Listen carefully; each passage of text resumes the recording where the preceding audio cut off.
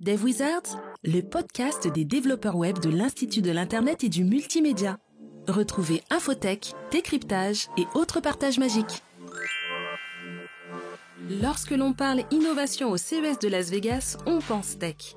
Mais Guillaume Cloula et Elliot Freeland s'en sont nourris pour analyser des phénomènes effrayants. La triche et la dépression dans le e-sport. Mais n'ayez crainte, ils parlent aussi des solutions pour en sortir.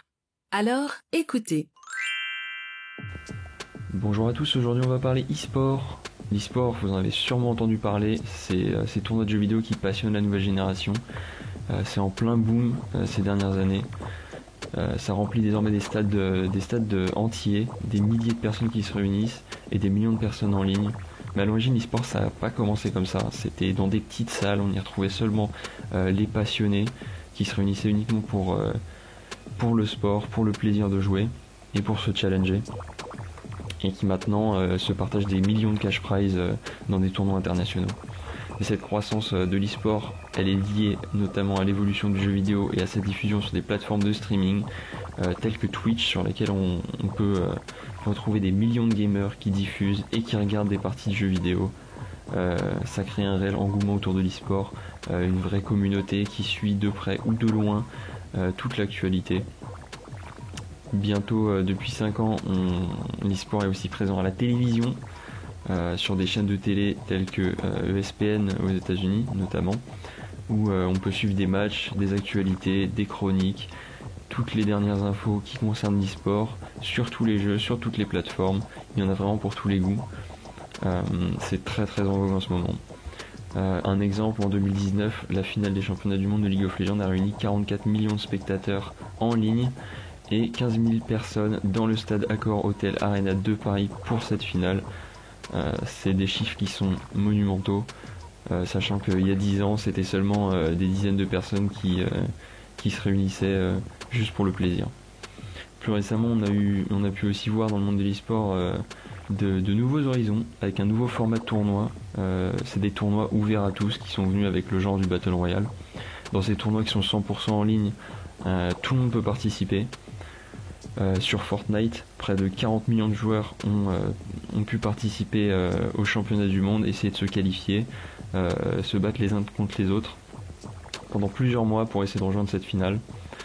Mais on va voir que ce format de tournoi si particulier, il entraîne quelques complications et l'e-sport, c'est pas tout blanc, pas tout noir, il y a un peu de gris. Guillaume va vous parler du coup des problèmes liés à l'e-sport qui ont marqué ces 2 dernières années. Merci. En effet, je suis un très grand passionné de jeux vidéo et on remarque quand même que depuis ces 2 dernières années, 3 grands problèmes principaux impactent le e-sport. L'isolement, le dopage et la triche. Concernant l'isolement, c'est vraiment particulier au Covid-19.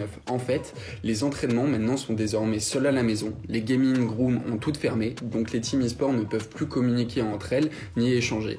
Du coup, ça crée de l'isolement pour chaque personne qui reste enfermée chez lui et qui passe du coup des heures inconsidérables à jouer aux jeux vidéo sans pouvoir du coup créer du lien. Et notamment pour les streamers, ce problème il s'affecte notamment au niveau de la communauté des streamers et des joueurs professionnels qui ne peuvent plus voir du coup leurs followers depuis maintenant plusieurs mois, et ça a notamment un très grand impact sur le moral pour ces personnes-là. Le deuxième problème qu'on remarque, c'est notamment le dopage. En fait, les compétitions sont devenues tellement importantes, avec des prix à gagner tellement importants, que des personnes se mettent une pression phénoménale sur eux, et le seul moyen pour eux d'accepter cette pression, c'est de faire recours à du dopage.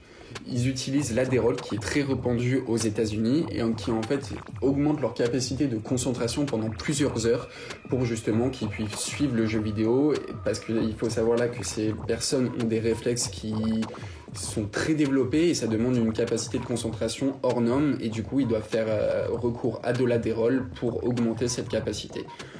Cependant, ce médicament a de nombreux symptômes qui sont très graves, notamment suite à une prise prolongée de ces médicaments, comme des maux de tête qui sont très importants, de l'agitation, de la tristesse, des hallucinations visuelles et auditives. Ça peut vraiment plonger les joueurs dans un cercle vicieux qui est très compliqué pour eux de s'en sortir. Et le dernier problème que moi je rencontre notamment aussi personnellement en tant que joueur, c'est la triche.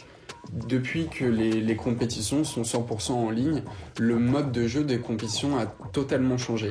Les joueurs ne s'affrontent plus directement entre eux, mais jouent dans des parties normales auxquelles ils ont l'habitude de jouer et doivent justement faire un nombre de points, notamment d'élimination, au maximum.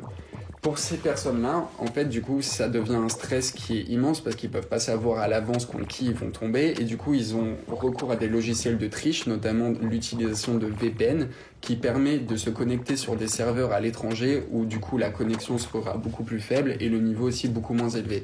Ces personnes aussi ont recours à des logiciels payants qui leur confèrent par exemple une visée qui a 100% de dégâts à chaque fois. La communauté de plusieurs jeux vidéo en a marre et de plusieurs streamers et joueurs pro ont été dénoncés, ce qui a mis fin à cette carrière, mais les développeurs de jeux vidéo n'agissent pas forcément en fonction de ce que dit la communauté et pour eux, il est bien évidemment plus rentable de continuer à organiser des tournois.